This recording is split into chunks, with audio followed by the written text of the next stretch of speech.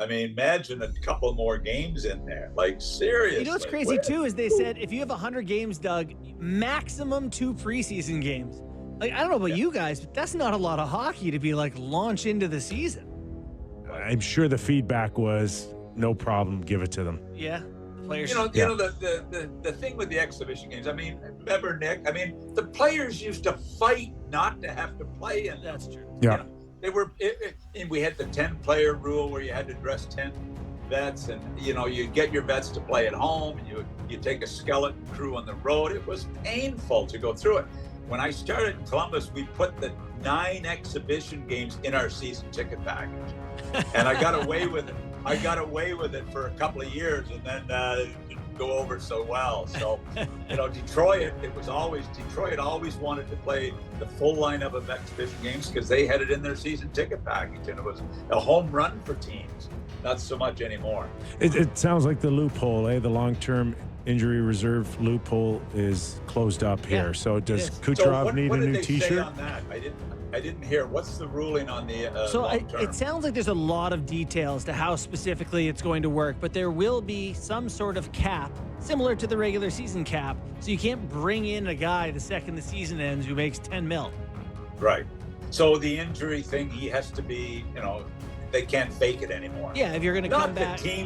Not that teams were faking it, but I think a couple of might have been. Maybe you know? fudging it a little bit. And hey, can you put goalie equipment on? Because I can get you a full-time job as a e-bug.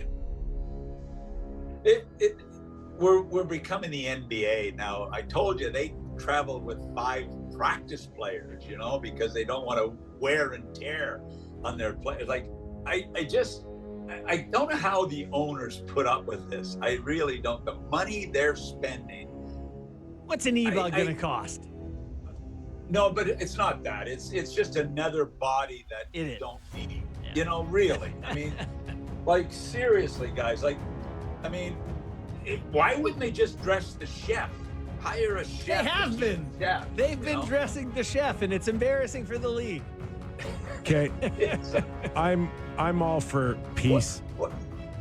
I'm all for peace with the CBA, but when you start, like, can you imagine an intense conversation on now a dress code? They've got a CBA dress, like, you can't enforce a dress code anymore. This might be the most embarrassing thing I've heard in a CBA in history. That there's no dress code. There is no more dress code. Can you imagine top lawyers getting together and having this discussion? Can you wear sneakers with the suit? Who brought this up? I want to know who brought this up. Yeah, well, what has been the dress code? Suit-ish, suit no tie. Yeah. No longer required to dress in any specific way. I don't know. Let me ask you guys: would you make your guys top? still? Would you still say to your team, "We're dressing up here," or do you just not care? Just look like a pro, right? At the end of the day, just look like a pro. My team's still dressing up. I think it's bush league. I really do. I don't think it should be written there. I think the team should deal with their own players and say, "Hey, we expect you to dress like a pro." When did this become important? Like, did some player get mad and say, "Go to the CBA"? I grew up watching Sittler and McDonald, my heroes. I don't ever recall once wondering what they're wearing to the game. It used to be a big part of our pregame show with Ron McLean and Grapes. Oh, look at the God, Grapes. We could be blaming Grapes on this one. I don't know. Grapes had it right. It'll get the boys coming in looking good. I love Grape's comments on, "Hey, 2 minutes for looking great." Oh, that was the Coyle, Rocket. by the way, Coyle to Columbus, by the way. Yeah. Who? Charlie Coyle. The Columbus from Columbus. Colorado. All right, another guy off my list. Why? Because they need the money. Colorado needs the space. And Columbus needs NHL players. Why would Columbus take him? Did they not watch him play last year? Listen, hey. Maybe you got to get to a floor too. Yeah, I heard they were in the hunt for the kid on the blue line. I heard they were in Dobson race to get him. There was a report they offered 14 and 20, and Voronkov was the ask. Which, if I'm the Isles, I like that package better. So, Yeah, I would How much take better? that. How much better did Montreal get, Mac? I think they got a lot better. I mean, if he puts up, I mean, with the kid and him and Hudson on the blue line, it gives them a whole different dimension Their as D far are as good. puck movement. I mean, they're a very solid D right now. I think it's a great move for them. And Dobson, I'd like to see him play a little tougher game, especially in front of his own net. But overall, they should be one of the best puck moving teams in the league with that addition. Yeah, Matheson moves it and can skate. That Caden Gooley is coming along. Carrier. Yeah, we Big hear time. the Oilers very aggressive on a goaltender here, but in the meantime, Trent Frederick signs an 8-year deal officially at $30.8 million. Mac, like, why 8 years? I don't see this.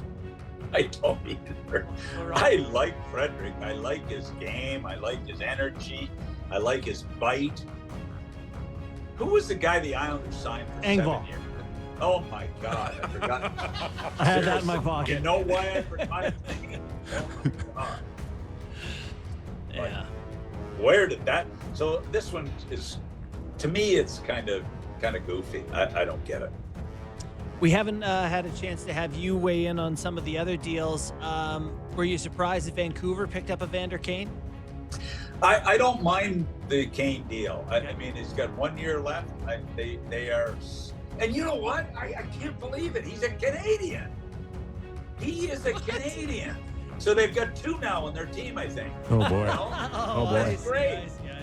That's great. I'm thrilled. The that second they Canadian signed a forward? Canadian. What? There's a good chance he'll be on his best behavior. I got to be careful. I was out at a reception last night, and I had a lot of people chirping me about, being tough on Vancouver. I must have said something about Demko at one time, did I? Odds are good. Anyway, they were giving me the shots last night. Would you trade him now, Mac, or would you take your chances on him coming back and being healthy and being the goalie that everybody knows that he can be a top guy? Look, he looked like he was getting ready to be one of the top goaltenders in the league. He really did. This injury is concerning because it seems to have hung around way too long.